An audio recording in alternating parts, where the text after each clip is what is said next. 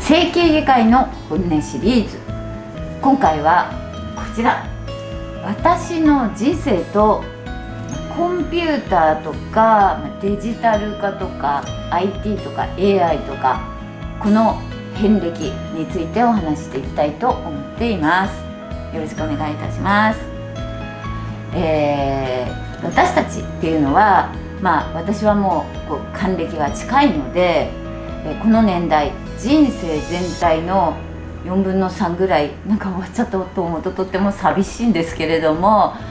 随分と長く生きてくる中でこのデジタル化、いろんな時代を味わってきたと思っています。特に20年ぐらいずつ激変してくるんですね。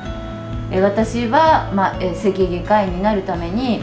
医学部に行ってたわけですけど、当時ですね、この国家試験っていうのを受けなきゃいけないので、一発で受かんないと大変ですから、そのために勉強してた時ってもうまさに紙と鉛筆の世界です。重たい本、こんな重たい本を3冊とか4冊とか持ち歩いて、そして、ノートに書いて鉛筆削って、シャペンみたいな、そんな時代今じゃもう考えられないじゃないですか。全て薄い iPad の中に全情報が入ってるわけですから、それぐらい違う時代だったわけです。で、これ医者になって24歳で医者になって、その当時はまだまだコンピューターが、やっ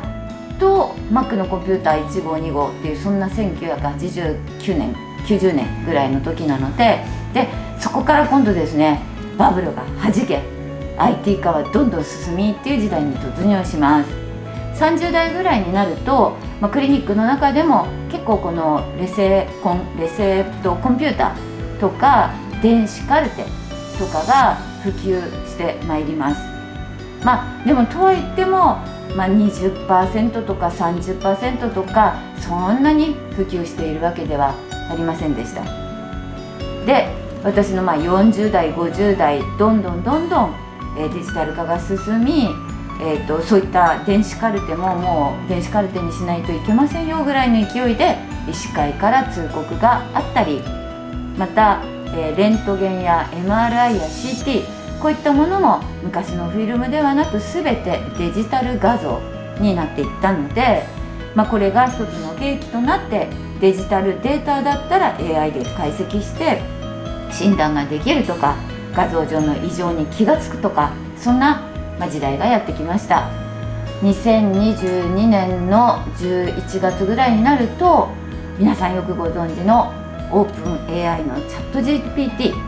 これが、とうとう台頭しまして、ガラッと自分の人生も変わりました。チャット GPT 開いて、質問する。今までだったら専門の人に聞かなきゃ分かんなかったことが、答えの正誤はともかくとして、とりあえず一旦大量の情報の中から必要な情報を抜き出して一旦回答をくれるわけですよね。どれだけ仕事が効率化したかで、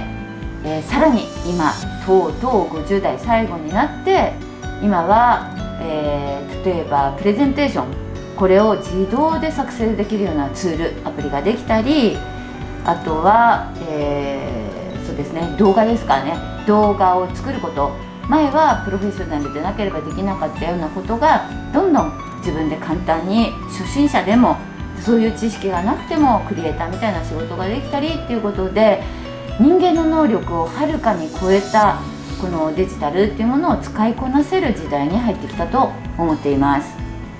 これからのさらに、私がもし平均年齢80歳まで生きれるとしたら、次の20年何が待っているかとても楽しみです。なので体力を鍛え、脳トレをしながら認知症予防をして、そんな楽しい時代の幕開け、ワクワクしています。今日は、私の人生とデジタル化についてお話ししました。以上です。この動画をご覧くださった皆さん、高評価、チャンネル登録お待ちしています。よろしくお願いいたします。